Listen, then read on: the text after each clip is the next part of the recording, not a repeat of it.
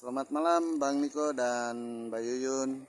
Agenda malam ini di Polres Metro Tangerang Kota terkait apa kalau boleh tahu? Ya, selamat sore rekan-rekan wartawan. Kami datang atas panggilan daripada Polres Metro Tangerang Kota. Panggilan klarifikasi terkait laporan daripada oknum jaksa, di mana laporan itu adalah mengenai pasal 351 dan 212. Adalah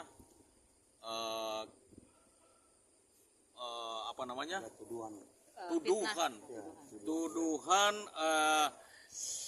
penganiayaan, tuduhan penganiayaan, di mana di situ dilaporkan bahwa klien kami menendang oknum jaksa ini, kemudian melawan petugas ya pada saat bersidang. Tapi di sini kan kita mengklarifikasi bahwa semuanya itu sebetulnya tidak terjadi, tidak ada penganiayaan, tidak ada tindakan kekerasan dalam bentuk apapun juga. Ya, makanya kami datang mengklarifikasi itu.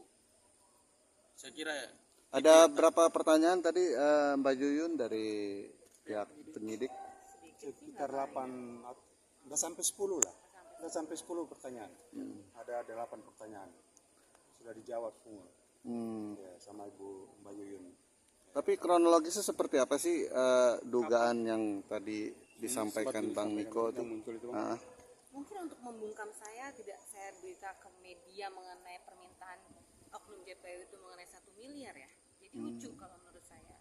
Di sini yang diperlakukan tidak adil sejak di Polres itu anak saya dikriminalisasi. Kemudian di tingkat JPU pun saya diperas dan diancam. Kemudian saya yang sedang membela keadilan dan untuk anak saya, tapi saya malah dilaporkan. Ya silakan menilai sendiri aja. Tapi peristiwa itu tidak ada ya? Tidak ada. Tapi sempat ada terjadi gesekan mungkin peristiwa waktu pas dalam persidangan yang dilaporkan oleh oknum itu? Pada saat persidangan, anak saya dibentak oleh oknum jaksa, Ana Hertati Marbun itu. Tidak diberi kesempatan untuk bicara, setiap mau bicara diselak terus gitu kan. Terus saya sebagai seorang ibu, saya pun ingin didengar gitu ya, bahwa anak saya itu tidak melakukan apa yang disangkakan. Kemudian pelapor itu yang justru pembuat harusnya kan diproses. Kemudian yang kedua lagi, 2 terdakwa pun putusannya tidak adil, tidak dibanding maupun tidak dikasasi. Tetapi anak saya malah dibanding dan dikasasi gitu kan. Saya menuntut ketidakadilan, tapi saya tidak diberi kesempatan itu. Lalu saya keluar dari ruang persidangan, saya berteriak, saya bilang bahwa jaksa Ana Hertati Marbun minta uang ke saya 1 miliar. Saya bilang gitu. Saya mohon yang mulia hakim agar memutus perkara ini dengan seadil-adilnya. Saya bilang gitu. Jadi saya bersuara untuk didengar gitu loh, bahwa anak saya ini ditindas gitu loh oleh oknum-oknum. Jadi saya mohon keadilan, dengarkan suara hati saya gitu loh. Itu anaknya menurut Undang-Undang ITE pasal 45 itu barang siapa yang menyebarluaskan, mentransmisikan dan dapat diaksesnya sesuatu ya oleh orang lain. Nah, anaknya tidak pernah menyebarluaskan video porno ini atau foto-foto porno ini. Tetapi lucunya anaknya dituntut 1 tahun 6 bulan, tetapi yang menyebarkan justru dituntut 7 bulan. Lalu diputus 3 bulan. Tidak dibanding. Sementara Mbak Yuyun anaknya putus 1 tahun, tuntut 1 tahun 6 bulan, putus 1 tahun, jaksa banding, bahkan sampai ke kasasi. Ya, ini, betul. Jadi itulah tadi sekalian beliau juga curhat ke penyidik dan penyidiknya sangat luar biasa. Ya. Penyidiknya kami hormati, sangat profesional. Ya. Luar biasa. Oke Bang, terkait pengaduan kemarin beberapa waktu lalu ke pihak Kejaksaan Agung, sudah ada informasi perkembangannya seperti apa? Itu biasanya 1 minggu ya, 1 minggu kita berikan laporan, biasa ada informasi untuk kemungkinan bahwa saudara atau oknum jaksa tersebut akan segera dipanggil untuk diperiksa.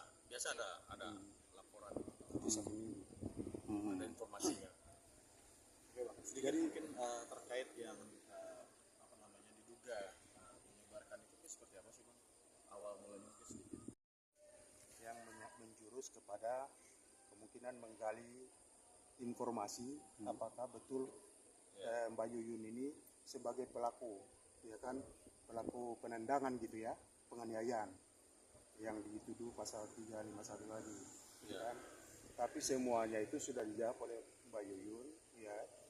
Itu tidak pernah terjadi kejadian tendang menendang atau pukul memukul atau apa namanya lah, ya. Atau penganiayaan. Atau penganiayaan tidak pernah terjadi. Tetapi tidak tahu, katanya ada visum, informasinya begitu. Tapi visum itu apakah benar atau tidak kita walau-walau kita tidak tahu, ya. Nah, dari mana datang lukanya itu? Katanya ada luka di kaki ya. Bisa jadi gigit nyamuk, gatal, garuk, luka ya bisa mungkin jadi gatal. visum kan. Lalu ada visum katanya. Ya, tapi itu nanti ya selanjutnya urusan penyidik lah, ya kan. Tapi yang jelas kita pertahankan klaim kita tidak pernah melakukan penganiayaan atau tendang menendang, itu tidak ada. Ada saksi juga waktu Ada saksi. itu kebetulan juga lawyer juga di situ yang mau bersidang, namanya Pak Togi maupun guru kita. Dan beliau juga mau untuk bersaksi karena pada saat itu juga melihat tidak ada penganiayaan. Iya. Jadi jangan mengada-ngada, jangan oknum Bu Jaksa Ana Hertati mengada-ngada seperti Anda juga mengada-ngada membuat dakwaan untuk anak saya. Apakah akan rencana mau melapor? Kita akan lapor balik terkait pasal 242 laporan palsu. Itu ancamannya 7 tahun penjara. Jadi kami akan buat laporan balik nanti di Memberikan Polda keterangan Metro Jaya, palsu. memberikan keterangan palsu. Sama yang pelapornya juga ya Bang. Ya, pelapornya pasti kita akan laporkan. Lagi disiapkan atau bagaimana bang? Ya, setelah nanti kita pulang dari Bali dulu. Saya besok berangkat ke Bali dengan rombongan Peggy Setiawan mau berlibur dulu. Setelah itu balik dari sana baru kami hari Senin. Kami juga akan melaporkan Ayep juga. Jadi setelah Ayep baru hari Selasa laporan terhadap oknum jaksa ini dan juga pelapor pornografi ini. Oke. Mungkin asas apa sih mbak anak batu bisa di